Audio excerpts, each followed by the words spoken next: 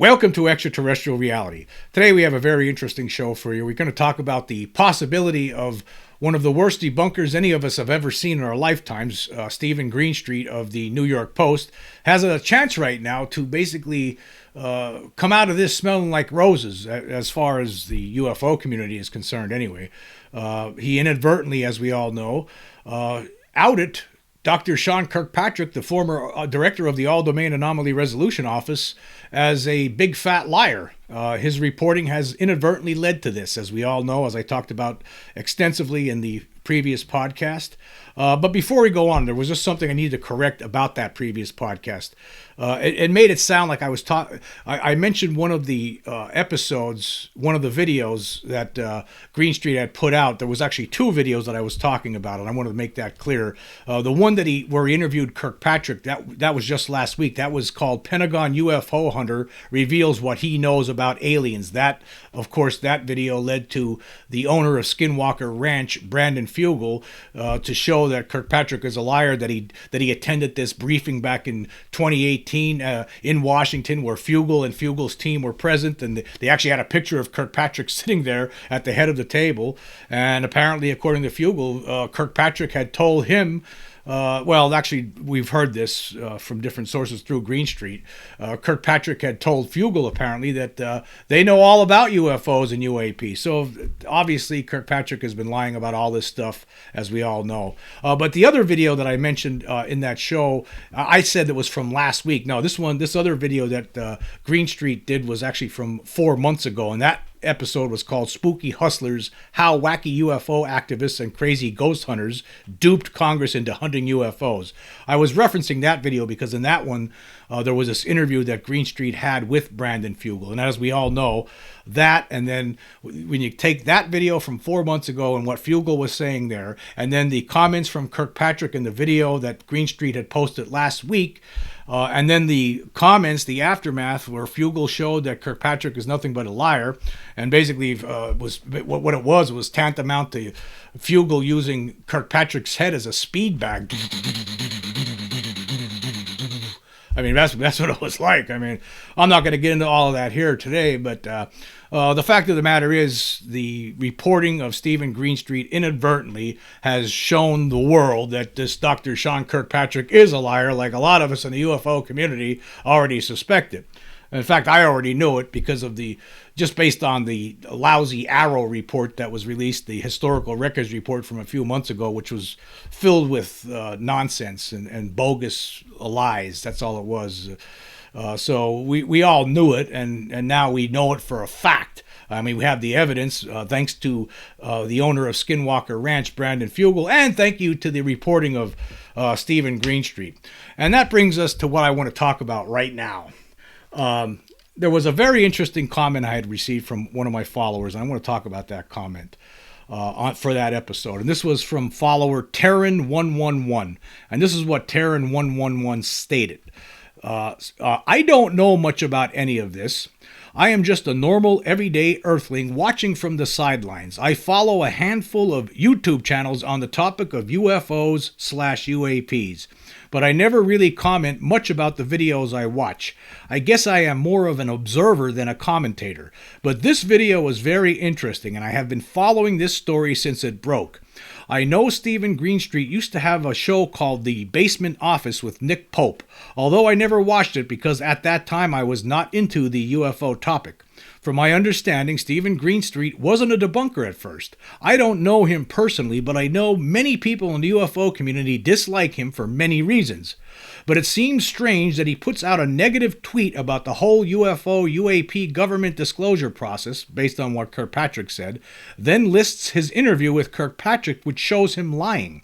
After that, Brandon Fugel's photos are posted as proof of Kirkpatrick's obvious deceit.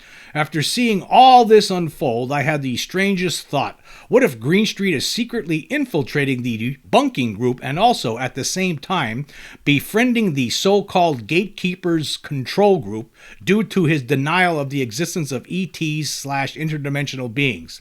Then, once he's close enough to them and wins their trust, he flips on them and exposes them. It's like many of the TV shows and movies I've watched about detectives going undercover and infiltrating criminal criminal organizations, acting like a fellow criminal, and then the organization taking them in as one of their own, none the wiser, then later realize they've been hoodwinked and caught red-handed. What if Steven Greenstreet is undercover? That would be a really clever plan, wouldn't it? In order to do that, he would also have to make the UFO community believe he's on the debunker's side in order to look believable, exposing the lies from the inside. Seeing that tweet, followed by him announcing his interview with Kirkpatrick, would stir the UFO community to watch it out of anger and stir the debunking community to watch it as their ally. Maybe that video was actually strategically dropped, catching both the UFO community and the debunkers off guard, in addition to catching the control group with their pants down. In the topic of UFOs/UAPs, lots of discernment is needed. So many stories that are true, distorted, and false. Many players on both sides are keeping secrets in order to outmaneuver each other when it's their time to play their hand. There's probably also many things happening behind the scenes we can never really know about. But it is all very fascinating. Again, just my imagination running a little wild. I am always hoping that everything is turning out for the best, even if I am unable to understand it at the time. Sometimes things are not as what they seem to be, and stepping back and viewing any situation from a different angle or different perspective can be helpful. This is all, of course, me speculating and nothing more. Wouldn't that be interesting, folks? What if that is the case? What if Steven Greenstreet is a double agent? He's really on the side of the UFO community. He set himself up to do this, to make himself appear as he's this big debunker with the government. And so he gets in with people like Susan Go. What if that's the case? It's funny because I actually, before I read this comment, this is something that ran through my mind too, and I'm sure it ran through some other people's minds. But regardless, even if he is or isn't, right? Even if he's not, he could say that he is. He could walk away and no one will be the wiser. Right now, he could actually come out of this smelling like roses. I actually responded. I said, it's funny you say this. I had very similar thoughts. Think of this. Even if what you say isn't true, Greenstreet could still flip and pretend that the whole time he was conducting his own personal psyop to get the truth out of the government by pretending to be best buddies. Either way, he has a chance to come out of this smelling like roses. And there were some other comments here that some other people provided. Sharon Hagen wrote, I agree with you. Had the same thought too. Steven Greenstreet is very intelligent. Perhaps he's trying different methods to get to the truth. Wouldn't that be something if he really did? And even if he didn't, and he comes out and he says he did, nobody would know. Nobody would ever know. Unless, of course, maybe when he started to do this, he sent himself wrote his plans down on a letter and then had it sent to himself certified, and it's still sealed somewhere. That would be the only way to prove it. But it doesn't matter. He could say that and get out of this. And as far as the UFO community is concerned, he could come out looking like a hero. But right now, he's still looking like the GOAT. But we're all happy that if he really is a troll and he really doesn't believe in this stuff. Well, guess what? You helped upend this. You're showing now that this Kirkpatrick can't be. You just showed that Kirkpatrick cannot be trusted. You can't believe a word he says. Everything. This whole disinformation tour he's been on for the last few months, spreading nonsense, more lies about everything. Right? You can't believe any of it. All of it's null and void, including that Arrow Historical Records report. How can anybody believe a word in it, especially now after finding out the guy's a liar? And Steven Greenstreet is the one responsible for bringing this to the public's attention. He has a chance to get out of this right now if he wants to. Anyway, here's another comment I received from MultiBikerBoy. He wrote, what a thoughtful comment, Tarar. I have been down this damn rabbit hole my entire adult life, as when I was 15 in the early 70s, and I had the misfortune to have a Lazar sport model fly silently over my house in the United Kingdom at 1,000 feet. Only saw it for 4 seconds as it crossed over a small gap in the low cloud cover right above my head. It was exactly as Bob described them. 52 feet sounds about right, with appearance of brushed aluminum, spot on. One thing I've learnt over the years is that it's impossible to say with any degree of certainty what or what isn't the truth and who is playing on which side. Your observations about Greenstreet may well prove correct. With the current United States administration, I always bear in mind the Phil Larson declaration issued out by Obama Biden in 2011. As far as the cover-up goes, I read The Day After Roswell by Corso and finished it with a lot more sympathy for those who have possession of this incredible technology. If it gets used in a military context by a hostile foreign power, then everyone needs to watch out. I have followed Tom DeLonge from day one of TTSA and remember him speculating on desalination plants being run with this tech. That could change the face of the whole planet for the better, with deserts changed into forests, clean water for everyone. A pipe dream, maybe. I'm now in my late 60s and would like to see this out before I pass, hopefully. The tech's real. Once seen, it changes you. Regards. Yes, once you do see it, it does change you, doesn't it? I saw craft with my own eyeballs along with another witness in 1994, and it most certainly has helped shape my viewpoint of this whole world. I mean, seeing something like that up close like that, it was an amazing experience, But getting back to what we're talking about here, wouldn't it be something? Wouldn't it be something? I mean, it doesn't matter whether he is or isn't. He has a chance right now. Right. I don't see. How could the Pentagon trust him after this? How could Susan Go and all them trust him? Look what he just did. He just spilled it. It's over. I mean, in addition to everything else that I was talking about in the previous episode, in addition to, the Peruvian mummies, we got that. We have proof now coming out of the woodwork showing us that there's some humanoid beings that were here thousands of years ago. There's proof of that. We have the Vegas aliens that's showing us there's beings here right now, right? And the UFO community, it's been relentless. It's relentless right now. And there's other cracks going on too. Just Lou Elizondo, for instance, and now actually John Greenwald. Something's in the air when you have Lou Elizondo had blocked John Greenwald, who's the Freedom of Information Act king, on his Twitter page, and now they're buddies again for at least for now, right? Greenwald received some new FOIA documents, and there was some interesting things in there relating to Lou Elizondo, and now Lou Elizondo has unblocked John Greenwald on Twitter, and they're talking again because of this latest report, apparently. And here's just going to read a little bit from Greenwald's latest report and then Lou Elizondo's response. It says here, new FOIA release highlights redactions in key ATIP correspondence. What is the Pentagon hiding? And it says here, through a Freedom of Information originally filed in June 2021, the Black Vault has just obtained the official release of an email chain involving Lou Elizondo, the alleged former head of the Pentagon's Advanced Aerospace Threat Identification Program, or ATIP, and Neil Tipton, a defense official who previously worked as the Director of Defense Intelligence Collection and Special Programs. A portion of these emails was initially published by Popular Mechanics in 2020, then later seen as part of a Department of Defense Inspector General complaint submitted by Elizondo in 2021. But what's interesting here is Greenwald points out that, but in the newest FOIA release, the references to ATIP, along with a memorandum written about ATIP and the transferring of duties, was withheld from release and redacted by the Department of Defense, despite the unclassified emails having already been in the public domain for years. So nobody knows what that's all about. Why are they doing that? Well, Lou Elizondo responded, and he says this. He said, this is what he said 2 days ago. He says, I find it perplexing that the Pentagon redacted the word ATIP from my email. 2 reasons to redact information legally. 1, it's classified. 2, it's to protect an individual's privacy. Neither is the case. A disturbing trend by the Pentagon to continue its lies.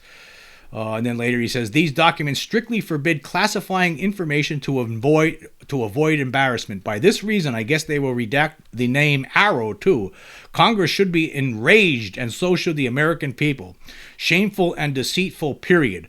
I would expect this behavior from a third world's military junta, but not that of a free society, unless we no longer are one. That's what Elizondo said. And in addition to that, now, as of time I'm doing this podcast right now, I don't have this information yet. But Matt Ford, of the Good Trouble Show with Matt Ford, has been talking on Twitter today, letting everyone know that he has a letter that he has an exclusive to a letter that Elizondo is going to be releasing sometime today. And as far as I know, it could be released right now, and I haven't seen it yet. It's supposed to be sometime this afternoon, but it has yet to be released. So I'm going to leave a link to the Good Trouble Show with Matt Ford's YouTube channel, because there's going to be probably more information coming out about what's going on here, and the statement from Lou Elizondo, which I'm sure a lot of us will be interested in reading. And as far as I know, by the time that you get to see this video, that will probably already be out. But again, all of these things that are happening right now, like I've been talking about, it's over. This cover-up is collapsing upon itself right now. It's done. It has to be finished. There's no way it's going to be able to continue anymore. It just cannot. It's over. There's just too many things that are going on right now. Between all the stuff that's going on in Washington, the fact that Kirkpatrick is just outed as this gigantic liar, as we've talked about a couple days ago, it's over. It's over.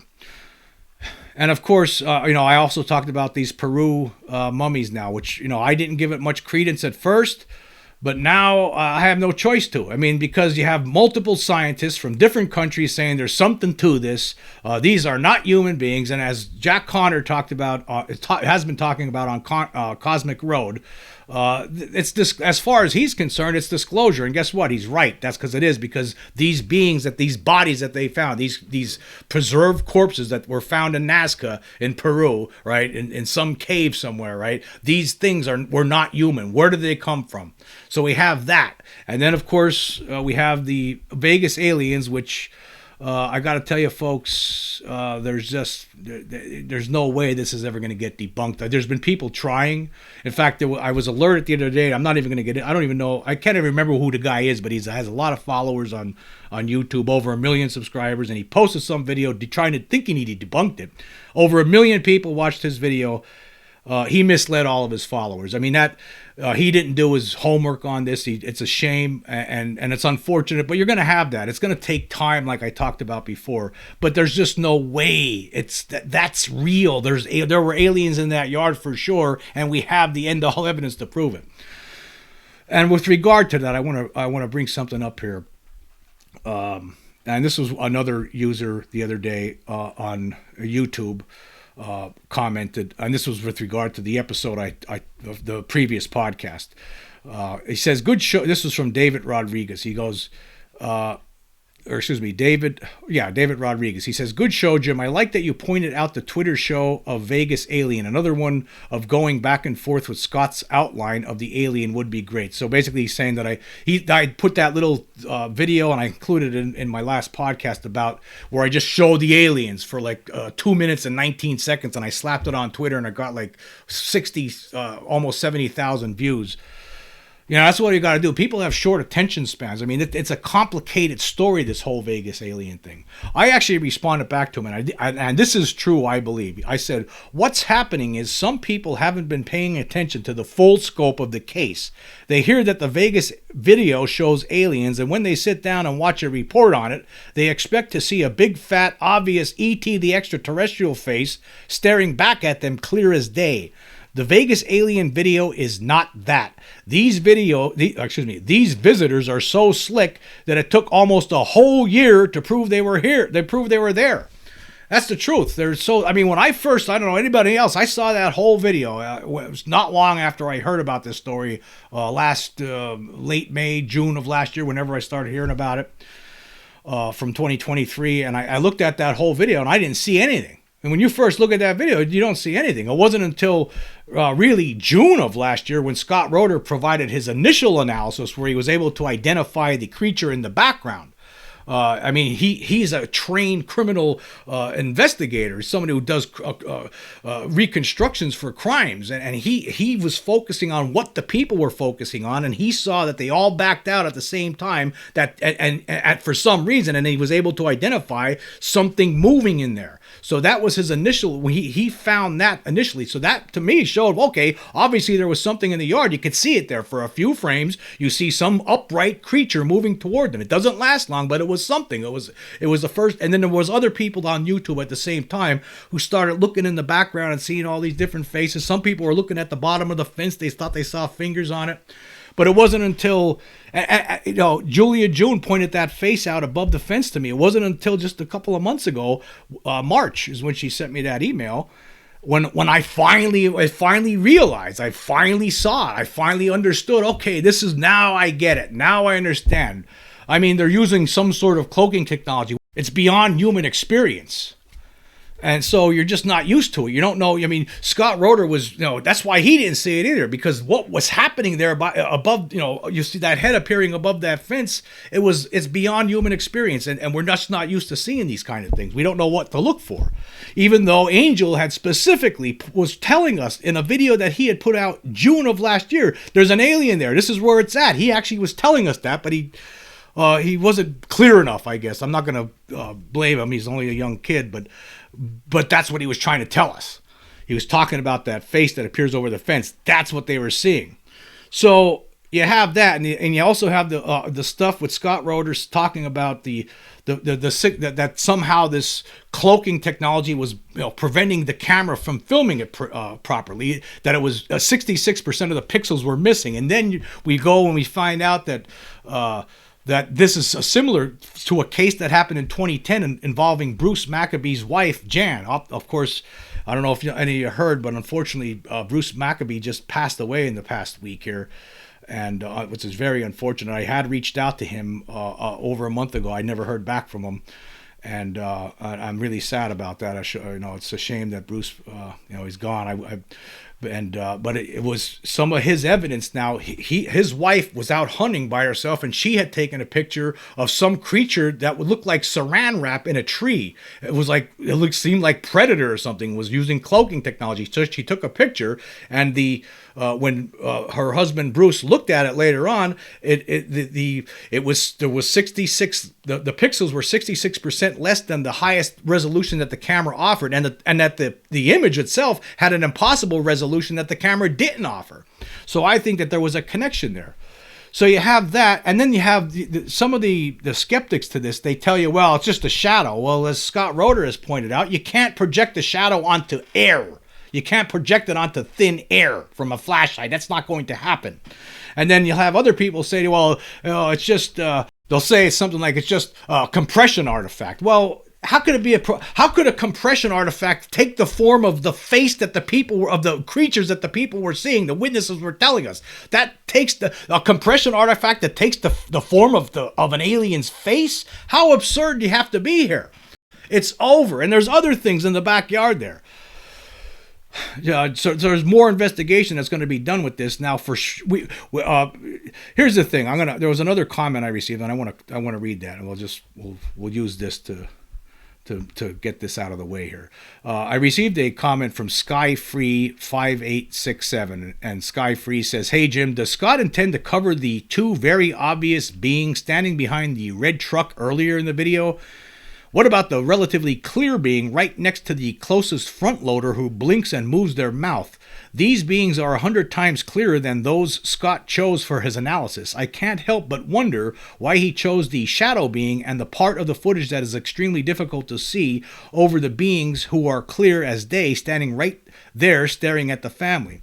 And I wrote back, I said, the shadow being is what proves there was something there without a doubt. That's why it is important. The AI software was able to determine that some unknown force was preventing the cell phone from capturing 66% of whatever was there. The technology failed momentarily or lagged, which revealed the being's face for a few frames. It is actually the alien technology being used that provides us with the definitive proof that the Kenmores were telling the truth. Additionally, Roeder identified a few frames that shows an upright physical thing scaring the Kenmores out of the yard. Without the above evidence, debunkers could claim that any faces we see in the background are just camera anomalies, pareidolia, or compression artifacts. Roeder's evidence makes it harder to do that now. You will be glad to know he's examining the entire video right now and will be presenting additional results in the near future. Yes, I had talked to Scott this morning, and he is doing something more with the video, and as soon as we're ready to present that, as soon as he's done, we're going to go over it, and there'll be another presentation. And he also is going to be on other cable news networks to talk about this.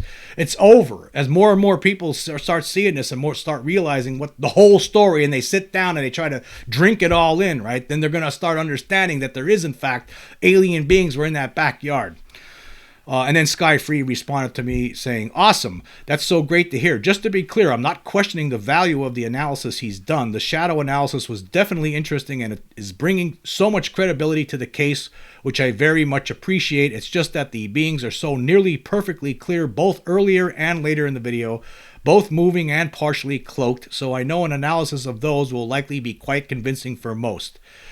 Yes, again, there's going to be more analysis done on this, and actually, I did receive. Just other people are looking at this too. There's a lot of YouTubers are out there are finding things. There are things there. There was something else I pointed out recently too. There's some sort, looks like might be a gray alien. Like, and I think the other two were insectoid-like, but there was one that looks like a gray alien. You can see its head moving. I was pointing that one out in recent videos. So. Some people just aren't. It's not jibing with their minds yet. They're blocked. It's for whatever reason. But I'm going to keep pushing this despite because I know I'm right. I know Scott Roeder's analysis is 100% correct. I mean, there's no way this will ever be debunked. This is it. It's over. There were aliens in that backyard, and there's evidence on that video to prove it. So it's a done deal, folks. In fact, I'm doing everything I can. Yesterday, I actually created this short little comedy video. I wanted to try to do something amusing because people have short attention spans. And I made something. I made a short little 1 minute and 15-second video. It took me a lot of time to put it together, and I posted it on YouTube and Twitter. So my Spotify followers probably haven't seen this yet, but I'll play it right now. Check this out. It has come to my attention that you might have had your face captured on one of the moron humans' primitive communication devices. Is that true? Not that I know of, Master. Can you please explain this then?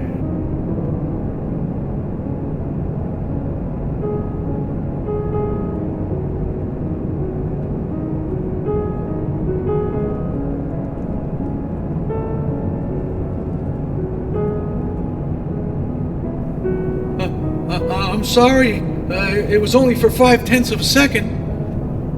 0.5 of a second? 0.5 of a second? Too much!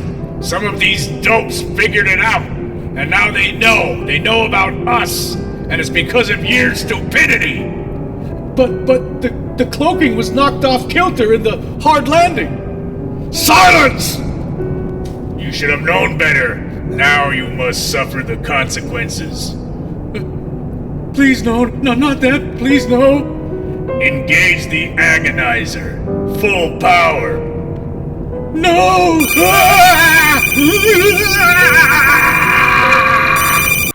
So there you go. Now, of course, do I believe that that's what's going on? No, I'm putting it together. People have short attention spans. You know, I don't know if it was last year or the year before. Not only that, do they have short attention spans? They have some people who think they're really smart. They have the certain ideas in their heads on how things are supposed to be. And I remember, I think it was about 2 years ago or so, I did a podcast about great thinkers, and there was some great thinker who apparently believes that when aliens come here and find us, it's going to be some sort of a regal event where they're going to lay out a red carpet and there's going to be a dinner and all this kind of stuff. Like, I don't know, I think these people are watching too many Star Wars movies. But I thought if I put something together that's funny and entertaining, and then you put in the proof there in the middle, people's attentions will be captured. So that's the only reason I'm doing this kind of stuff. I'm going to do whatever it takes to keep pushing this proof, this end-all proof to the public. I'll do whatever it takes. And that's why I did that. And I just, it's plus, you have to, you have to laugh too sometimes. You have to find things to be funny. You want to laugh sometimes about these things. That's... Do I think that's how it went down after this happened? I don't think it's anything close to that. But if it gets somebody's attention, and that maybe they'll look at that and they'll see that's what the alien face there in that video there. They might go look into it and try to understand what's going on, try to understand the whole story. So that's where I'm at with that. Anyway, I want to get caught up. I haven't done the Spotify polls recently, so that's what we're gonna take care of that right now.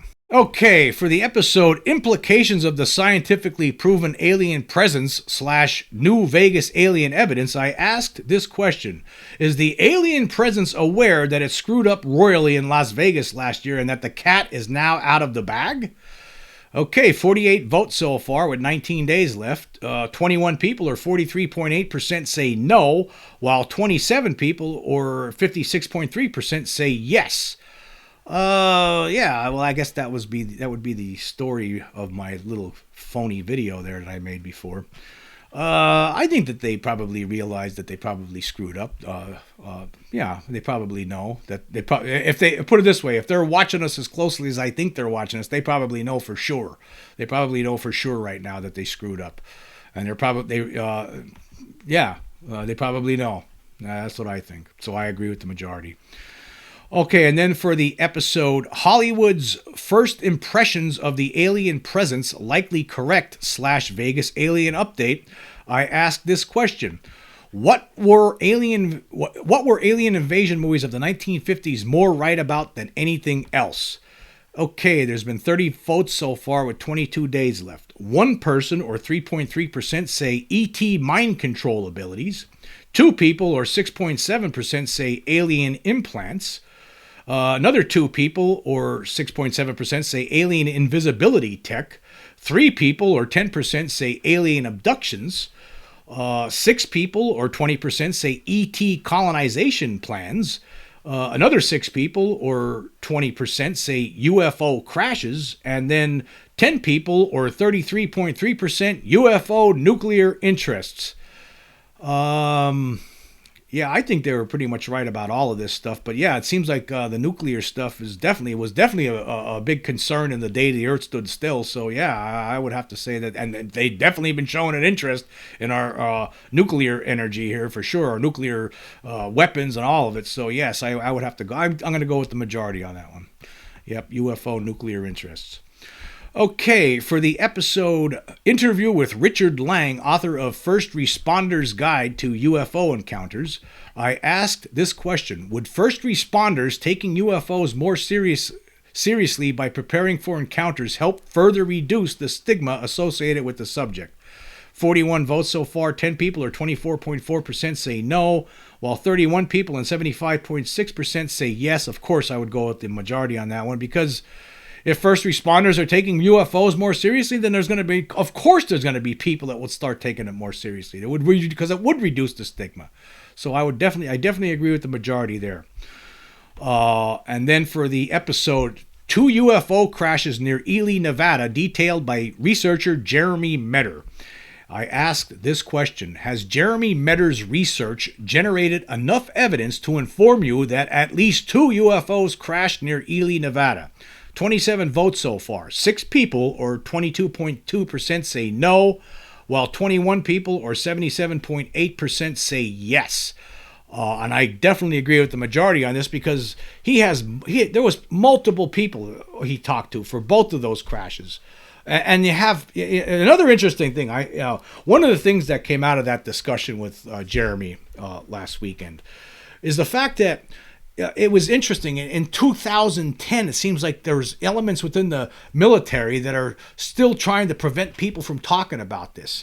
And I think I understand. After thinking about this for a couple of days now, for a few days, I started realizing the reason why they would be doing this. I mean, Jeremy was getting intimidated by people, and they were sending imposters to some of the people he was planning to interview. They were scaring other people. And to me, this tells me something. This Ely, Nevada thing could be because of the number of witnesses we're talking about here, the number of witnesses that Jeremy Metter had spoken with, right? The military could have been concerned that, well, if more people learn about this, or more of these witnesses start talking, this is going to be trouble for us, because we already had a lot of trouble with the Roswell incident. I mean, there was a lot of different witnesses that were talking about that case that came out of the woodwork, and if you have another case on top of it from this these 2 Ely, Nevada cases, these 2 Ely, Nevada crashes, then if that comes out, this is going to look really bad. And that's why I think that they were possibly trying to shut all these people up, including Jeremy himself. So this is ridiculous, folks. This is absolutely ridiculous. And that's what I think is probably the case here after thinking it through. And I think it's a shame, but that's why they were concerned, because okay, if oh my God, if the public hears about this and look at all these witnesses now, then we're gonna have we're gonna be going crazy. So what do? They scare the witnesses. They send out imposters to scare the witnesses. They intimidate Jeremy, parking out in front of his house in vans and watching him, people coming up to him on the street and start like basically intimidating him. That's what it is. That's what it seems like what's been going on here. So that's a shame. They were concerned. They didn't want this story to get out. They wanted to, let the clock run out on it, so all the witnesses will keep passing on, because some of the witnesses that Jeremy has talked to in the past have passed on. It's a shame that this has happened. It's a shame that this has happened. But I think that's how intensely they want to keep this covered up for all these years. This is the kind of stuff that they do. So hopefully, Jeremy, when I was talking to him, he needs to write a book. I really hope he puts all of this stuff down in a book, because I'll be one of the first people to buy it. Okay, and then for the most recent podcast, I asked this question. The UFO cover-up is collapsing, or excuse me, this is for the episode. The UFO cover-up is collapsing right before our eyes. I asked this question. Have we reached the cover-up endgame? 41 votes so far. 19 people, or 46.3%, say yes, while 22 people, or 53.7%, say no. Now, this is very close, very close. Of course, I'm going with the yeses. I think it's over. I think it's collapsing right before our eyes, and I think it's because there's just too many things happening right now. I mean, you have, again, Sean Kirkpatrick caught in lies. That nulls and voids everything, as far as I'm concerned. It should. I mean, I would believe that Congress is going to be getting involved now. Apparently, that's after Lou Elizondo releases this letter today. It's a call to Congress to do something, to wake up. So I believe we're at the end game. And then, of course, you have all this other stuff going on. You have the Peru corpses, the alien corpses from Peru. You have the Vegas alien evidence. It's over. It's over. You can't deny it anymore. In fact, as far as I'm concerned, the public should be stating, and the news should be stating, the media should be saying, hey, there were aliens in that backyard in Vegas last year. What do you know about? You don't know about this? That's the kind of stuff I would be going to the Pentagon and saying, hey, don't you know about this? You don't know about this? That's the kind of stuff I would be asking. That's how I would be putting it. You don't know about this? There's proof. Look at this. Look at this. What are you, stupid? You blind? You don't know about this? That's what I would say. That's what I would do. That's just me, though. But yeah, some people are in ontological shock too. They can't accept it yet. They're not allowing themselves to accept it. That's where we're at right now. That's where we're at. But it's there. The evidence is there now. It's undeniable.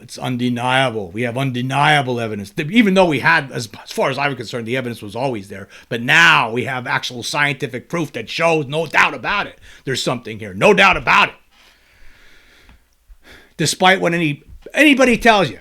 Don't worry about it. They're lying to you. If their lips are if they're telling you there's nothing in Vegas, right? They're telling you that. You know how you could tell they're lying? Their lips are moving.